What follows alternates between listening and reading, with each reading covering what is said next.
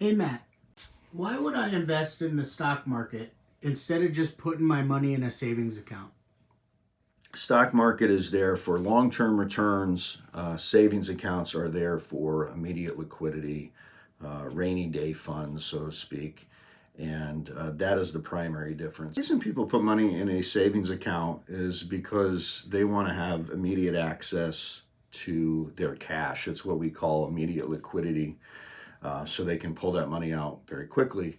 Because as we all know, savings accounts don't pay much. In fact, they generally pay less than the rate of inflation, which means the money that you have in a savings account, the interest that that savings account will pay, will generally be insufficient to keep up with the purchasing power, um, with the decline in purchasing power that comes from inflation. So people will turn to riskier investments in order to not only maintain the purchasing power of their money, but also grow it on what's called a real basis, that is after inflation.